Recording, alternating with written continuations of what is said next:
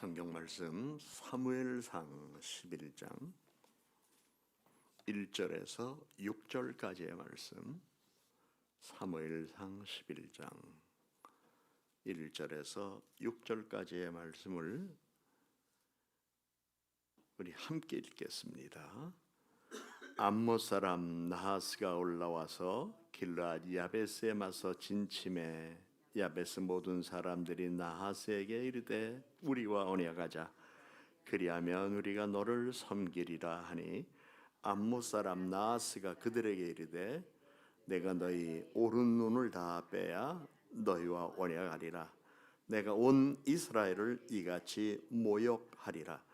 야베스 장로들이 그에게 이르되 우리에게 이레 동안 말미를 주어 우리가 이스라엘 온 지역에 전령들을 보내게 하라. 만일 우리를 구원할 자가 없으면 네게 나아가리라 하니라. 이에 전령들이 사울이 사는 기브아에 이르러 이 말을 백성에게 전하매 모든 백성이 소리를 높여 울더니 마침 사울이 밭에서 소를 몰고 오다가 이르되 백성이 무슨 일로 우느냐 하니 그들이 야베스 사람의 말을 전하니라. 사울이 이 말을 들을 때에 하나님의 영에게 크게 감동되매 그의 노가 크게 일어나. 아멘. 사무엘상 11장 말씀은 사울이 이스라엘의 첫 번째 왕으로 세움을 받게 되는 그 과정을 하나님께서 우리들에게 소개해 주십니다. 하나님께서 사울을 선택하셨지만 갑자기 그를 이스라엘의 지도자로 세운 것이 아니라 과정을 통해서 모든 사람들로부터 신뢰를 받고 인정을 받고 존경받을 수 있는 분위기와 여건을 만들어 놓은 후에 그를 왕으로 세우셔서 이제 위대한 일을 펼쳐 가려고 하나님이 작업을 하신 내용이 바로 오늘 우리가 함께 보는 11장 말씀부터 시작됩니다. 우리가 말씀에서 보았지만 암몬 사람 나하스가 길르앗의 야베스 성을 치기 위해서 군대를 이끌고 와서 포진하였을 때에 이제 그 백성들은 두려움과 함께 걱정, 깊은 절망에 빠져 있었습니다. 이럴 때 하나님께서 사울을 그곳으로 불러주셔서 일찌감치 이 사건의 종교를 위하여 수고해 주셨으면 얼마나 좋겠습니까? 많은 백성들이 울고 불고 걱정하고 그리고 이 일을 어떻게 해결해야 하나 하는 고민스러운 과정을 통하여서 하나님은 이제 사울을 등장시킵니다. 이 말씀을 보면서 우리는 세상 살아가면서 속히 하나님이 이런 일을 이렇게 해결해 주시면 좋을 텐데 라고 하는 생각 들 때가 참 많이 있는데 그러나 해결되지 않았다고 그래서 그 일이 영원히 해결이 안 되는 것이 아니라 과정 속에서 하나님이 우리들에게 더 좋은 은혜를 주시려고 지금 작업하고 계시는 중이라고 하는 사실을 우리는 기억해야 할 것입니다. 하나님은 하나님의 영에 감동된 사울이 외부의 위기를 지혜롭게 극복함으로써 지도자로서의 자질을 입증하고 백성들로부터 지지를 얻음으로 왕을 세워달라고 요청하는 이스라엘 백성들에게 왕은 세우도록 허락해 주셨습니다. 그런데 여기서 하나님의 관심이 있습니다. 너희들이 요구하는 대로 나는 마땅하지는 않지만 왕은 세워주되 너희는 나의 백성이라는 것을 잊지 말아라. 그래서 하나님 나라 백성으로서 그들의 체제를 갖추도록 하나님이 역사하시는 겁니다. 이는 혼란하고 어려운 시대에 백성들의 간청을 들어주시되 이스라엘의 주권은 하나님께 있다고 하는 사실을 암시하는 말씀이었습니다. 1절의 말씀을 여러분들이 눈으로 보시고 제가 현대인의 성경으로 들려드릴 테니 귀로 들으시면 되겠습니다. 그러면서 말씀을 비교해 보세요.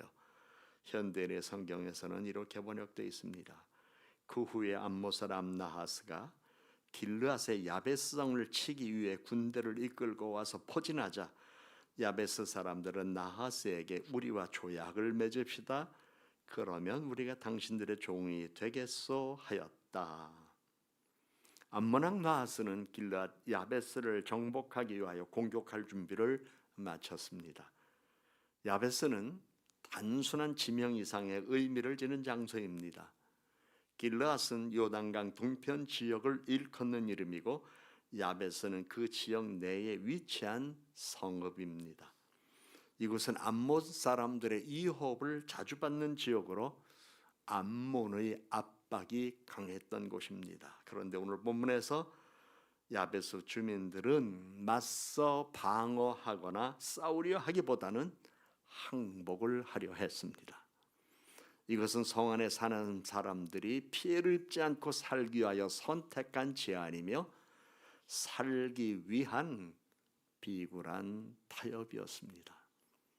암몬왕 나하스 앞에서 안전을 보장받으려는 야베스 주민들의 제안은 살아야 한다고 하는 이 명분으로 비굴하게 처신하여야 하는 사람들을 생각하게 합니다.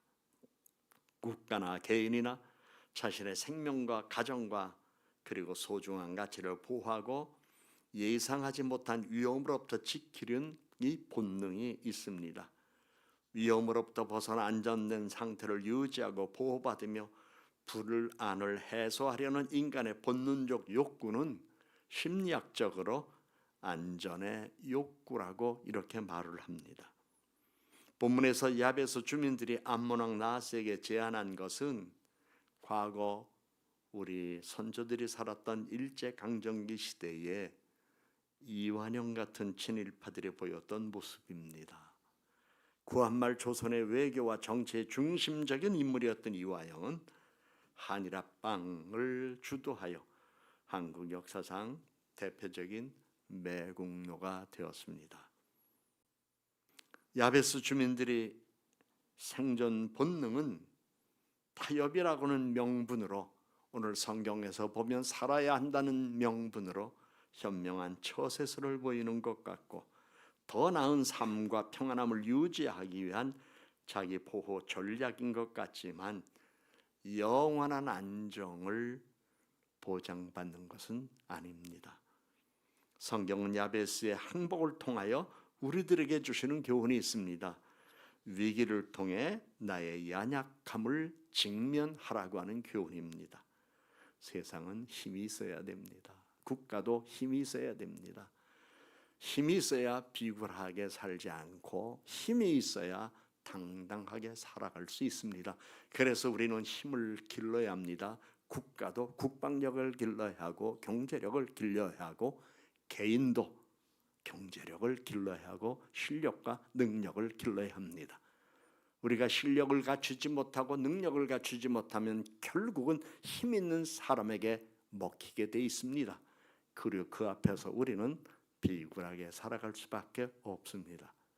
그래서 오늘 야베스 주민들을 하나님이 우리들에게 보여주면서 그들이 일찍 방어하기 위하여 힘을 길렀다면, 그들이 맞서 싸우기 위하여 힘을 길렀다면 항복하지 않아도 됐을 텐데 라는 아쉬운 생각을 하면서 우리는 세상 살아가면서 어떤 상황에서든 비굴하게 살지 않기 위하여 힘을 기르는 사람이 되어야 되겠다는 다짐을 오늘 말씀을 통해서 하나님이 우리들에게 기원하십니다.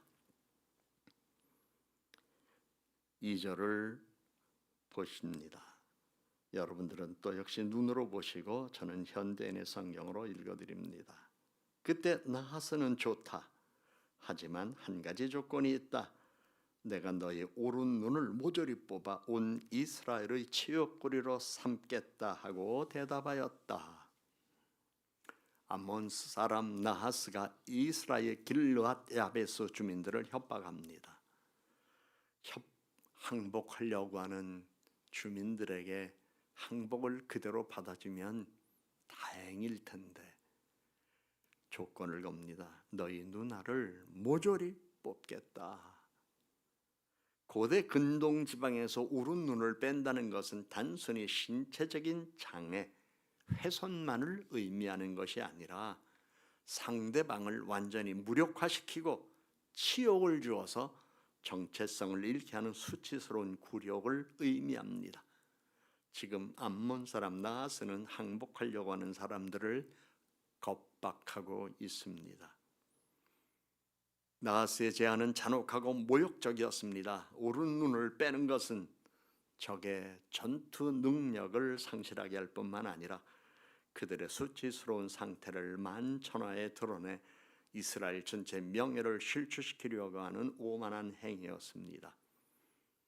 야베스 주민들과 이스라엘 백성 모두 수치스러운 백성으로 만들겠다는 의도입니다.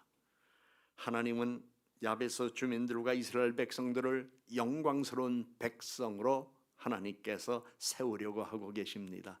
열방 가운데 으뜸되는 백성으로 하나님은 세우려고 하십니다. 그러나 암몬 사람 나하스는 그들을 수치스러운 백성으로 만들려고 합니다.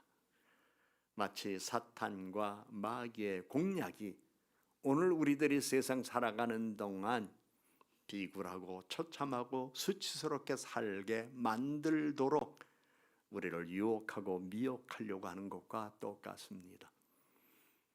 그러나 하나님께서는 마귀의 권세를 멸하시고 사탄의 괴계를 멸하시고 악한 영을 쫓아내시고 성령의 능력으로 우리들에게 새 힘을 주시고 새 사람으로 만들어 주셔서 패배한 자리, 실패한 자리에서 다시 일으켜 세워주시어 새 사람으로 하나님께 영광 돌리는 사람으로 만들어 주신다는 사실을 우리는 잊지 말아야 합니다. 이러한 과정에서 하나님께서는 이제 사울을 등장시키려고 하는데 먼저 그들이 얼마나 비참한 처지에 있었는가를 스스로 깨닫게 하십니다. 발견하게 하십니다. 우리는 이렇게 초라한 백성이구나. 정말 영원하신 하나님의 도움이 없으면 우리는 승리할 수 없다는 사실을 그들이 간절한 마음으로 하나님의 도움을 바라보게 하는 하나님의 관심이었습니다. 영적으로 세상의 악한 영은 우리로 하여금 염려하게 만들고 근심하게 만들고 탐욕스럽게 만들고 유혹에 넘어가게 만들고 미혹하며 사실은 지나고 나면 별거 아니었는데 현재의 두려움이라고 하는 무기로 사람들의 눈을 멀게 하여 절망하게 만들려 하고 있습니다. 그러나 하나님은 늘 말씀과 기도로 우리로 하여금 성령의 도움을 받아 거룩한 조항을 하도록 합니다.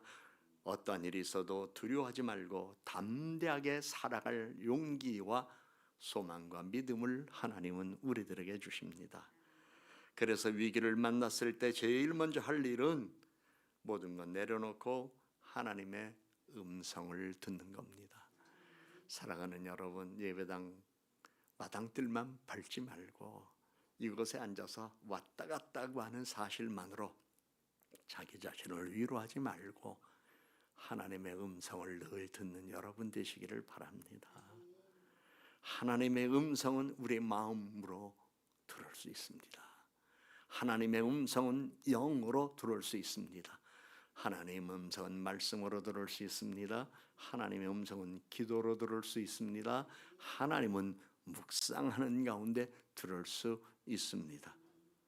그래서 우리는 이곳에 나와 기도할 때마다 하나님, 오늘도 제가 하나님의 음성 듣기를 원합니다.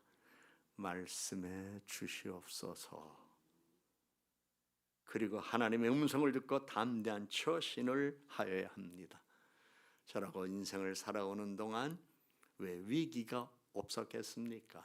왜 고난이 없었겠습니까? 어쩌면 여러분이 상상할 수 없는 엄청난 시련도 제게는 있었지만 그 모든 것들을 이기고 오늘 평안하게 살 수 있는 것은 하나님의 음성을 듣고 그 음성에 순종했던 삶의 열매라는 사실을 저는 늘 아내와 함께 생각하며 하나님께 감사드리고 있습니다. 3절을 보십시오. 역시 여러분들은 눈으로 보시고 제가 읽어드리는 말씀을 귀로 들으시면 되겠습니다. 그래서 야베스 지도자들은 다시 간청하였다. 우리가 이스라엘 전역에 사자를 보낼 수 있도록 일주일간만 여유를 주시오. 그래도 우리를 도울 자가 없으면 우리가 당신의 조건에 응하겠소. 야베스 주민들은 며칠이라도 시간을 벌어서 희망을 찾고자 합니다. 위기 앞에서 일단 시간의 여유를 갖고 안전한 방법을 찾려하고 있습니다. 여기에서 말씀하는 일회의 시간, 일주일입니다. 그 일회의 시간은 도움을 구할 수 있는 기한이지만 암몬왕 나하스에게는 일주일 정도 어차피 저들은 항복을 할 건데 하는 기다리는 시간이었습니다. 이 상황 속에서 하나님이 우리들에게 교훈을 주십니다. 급하다고 경솔하게 판단하거나 행동하지 말라.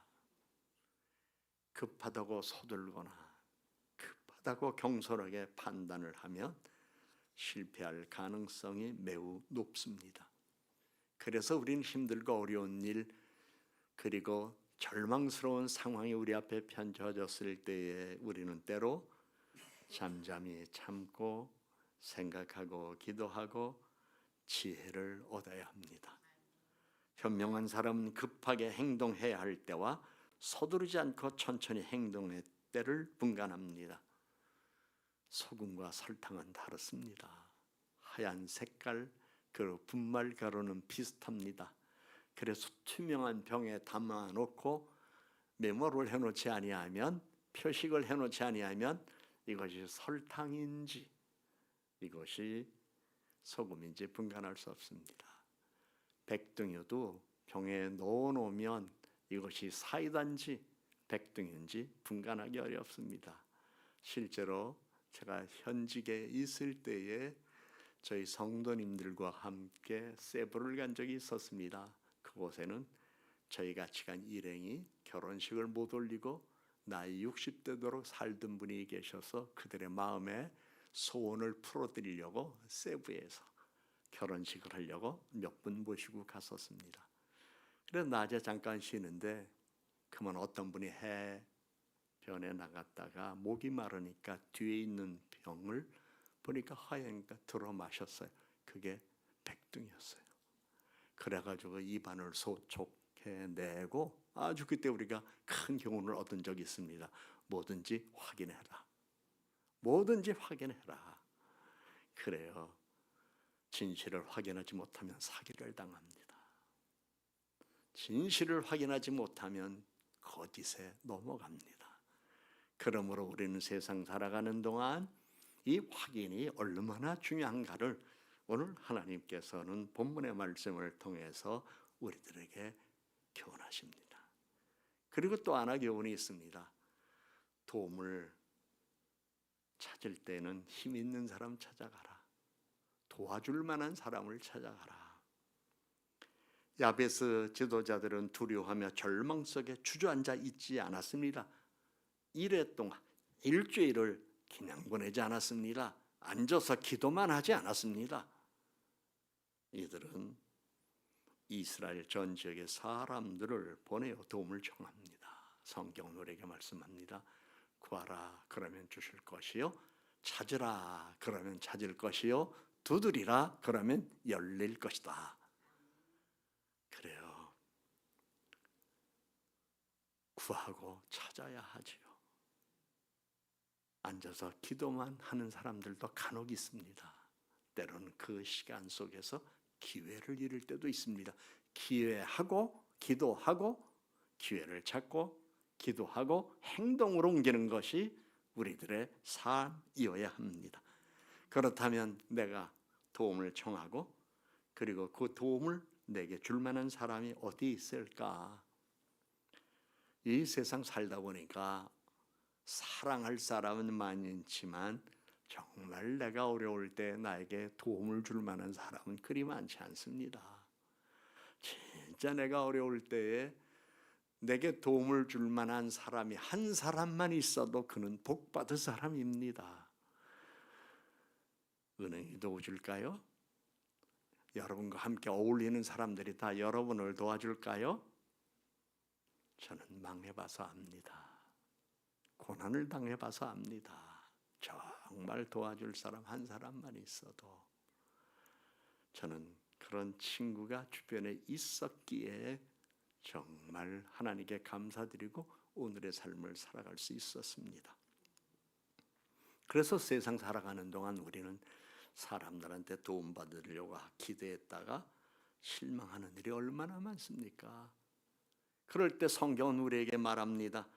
귀인들을 의지하지 말며 도울 힘이 없는 인생도 의지하지 말지니 그의 호흡이 끊어지면 흙으로 돌아가서 그날에 그의 생각이 소멸하리로다. 야곱의 하나님을 자기의 도움으로 삼으며 여호와 자기 하나님에게 자기의 소망을 두는 자는 복이 있도다. 시편 146편 3절부터 5절까지의 말씀이었습니다. 야베스 장로들은 사울의 고향인 기브아로 달려가서 백성들에게 소식을 전하고 당시 이스라엘의 지도자로 떠오르는 사울을 찾아갑니다. 하나님은 이러한 기회를 통하여 사울을 이스라엘을 왕으로 세우려고 하십니다. 난세에 영웅이 난다고 합니다. 어렵고 힘든 일을 피하려 하기보다는 극복하고 감당하려는 용기를 가져야 합니다. 기도와 용기는 어려운 일을 만났을 때에 최고의 보호자를 만나는 것입니다. 비굴한 굴복 대신 하나님의 도움을 기대하며 살아가는 믿음이 있어야 합니다. 내가 겪고 있는 어려움을 전능하신 아버지 하나님께 맡기고 도움을 구하는 건 겁쟁이들이 하는 게 아닙니다. 전능하신 하나님을 믿는 믿음을 보이는 것입니다. 성경은 우리에게 말씀합니다. 내가 산을 향하여 눈을 들리라. 나의 도움이 어디서 올까? 나의 도움은 천지를 지으신 여호와에게서로다. 시편 121편 1절 2절의 말씀입니다. 4절입니다. 역시 여러분들은 본문을 눈으로 보시고 제가 읽어드리는 말씀을 귀로 들으시면 되겠습니다. 사자들이 사울의 고향인 기브아에 달려가서 백성들에게 이 소식을 전하자 모든 사람들이 통곡하기 시작하였다.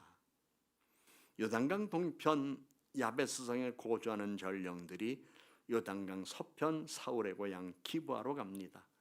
이 두 지역은 가깝지가 않습니다. 아주 멀리 떨어져 있을 뿐만 아니라 험난한 산악지대와 요단강 골짜기를 두고 이렇게 떨어져 있었습니다.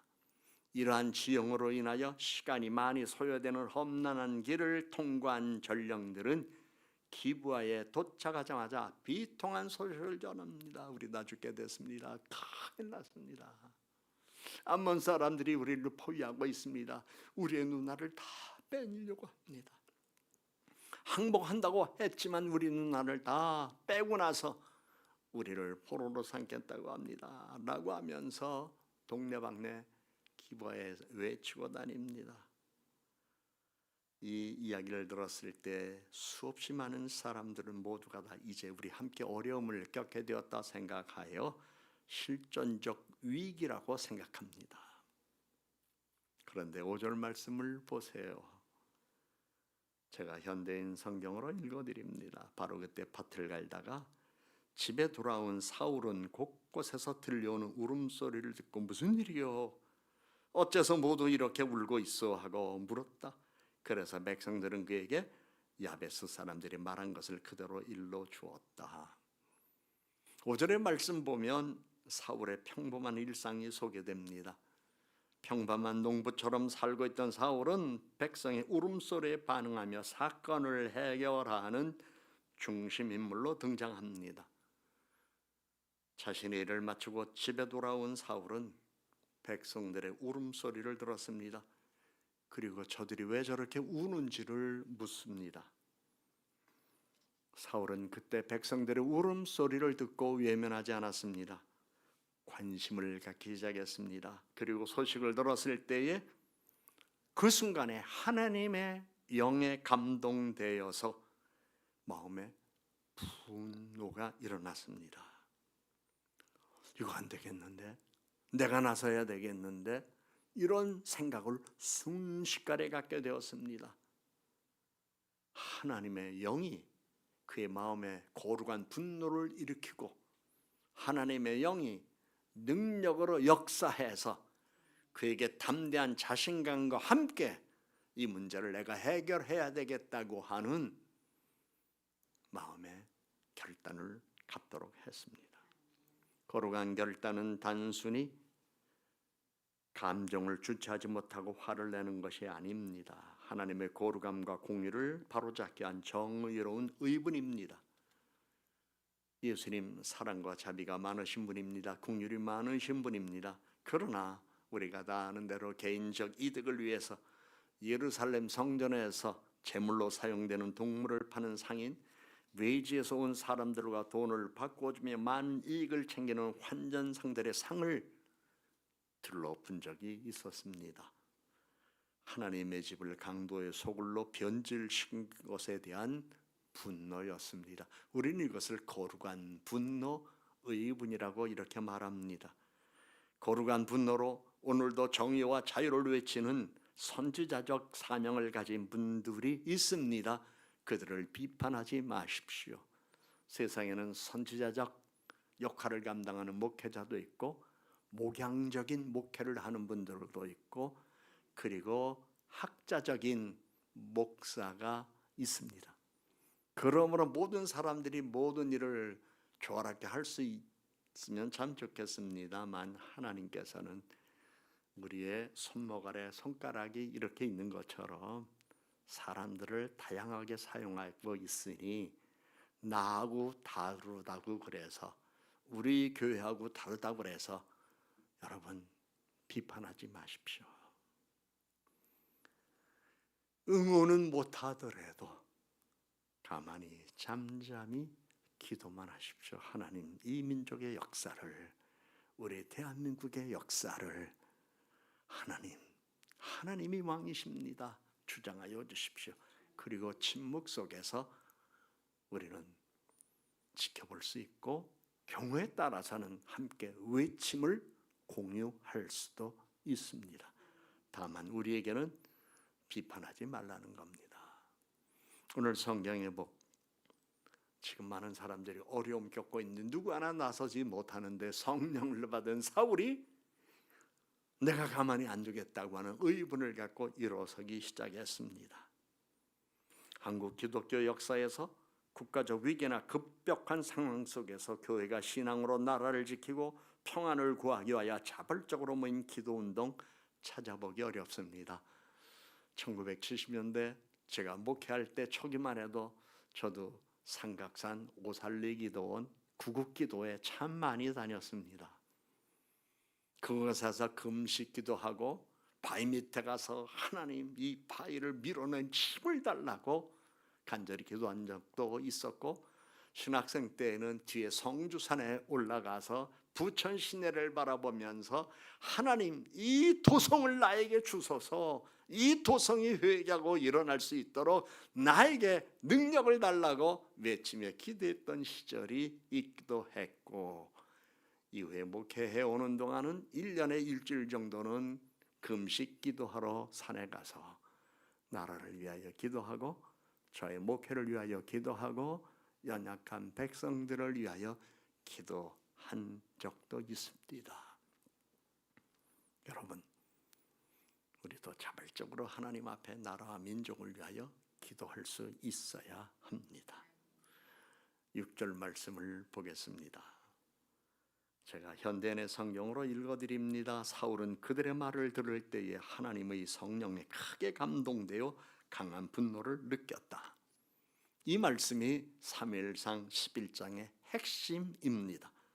사울이 지도력을 발휘하는 동력은 인간적인 결단이 아니라 하나님의 영의 감동이었습니다. 거룩한 분노가 마음에서 폭발하며 지도자로서의 자각이 일어났습니다. 야베스 주민들은 압박과 겁박을 당했지만 사울이 이 말을 듣고 하나님의 영으로 크게 감동하여 즉각적으로 야베스 주민들을 도우려 합니다. 하나님의 영은 사울을 통하여 야베스 주민들의 절망과 치욕의 상황을 승리의 사건으로 바꾸려고 하십니다. 도전과 응전이 있는 세상에서 하나님은 절망하고 패배자가 될 수밖에 없는 사람들에게 하나님의 영을, 성령을 주십니다. 그래서 성령을 받은 사람은 새 사람이 되고 세상을 이기는 사람이 됩니다. 여러분 모두 믿음으로 성령을 받은 줄로 믿고 하나님이 나를 통해서 하실 일을 기대하는 여러분 되셔야 합니다. 세상을 이기게 하시는 하나님 우리에게 승리를 주십니다. 우리가 세상을 이길 수 있는 건 우리 자신의 힘이나 능력이 아니라 우리 안에 계신 하나님을 향한 믿음 덕분입니다. 우리가 삶의 고난과 유혹 앞에서 좌절하지 않고 살아갈 수 있는 이유는 하나님의 약속의 말씀 때문입니다. 성경은 세상에서 너희가 환난을 당하나 담대하라, 내가 세상을 이기었노라, 요한복음 16장 33절에서 말씀합니다. 우리가 지치고 쓰러질 때마다 하나님은 새 힘을 주시고 세상보다 더 크신 능력으로 우리를 붙들어 주십니다. 오늘도 붙들어 주시는 하나님의 손 안에서 힘있게 세상을 살아가는 여러분 모두가 되기를 주의 이름으로 축복합니다. 기도합니다.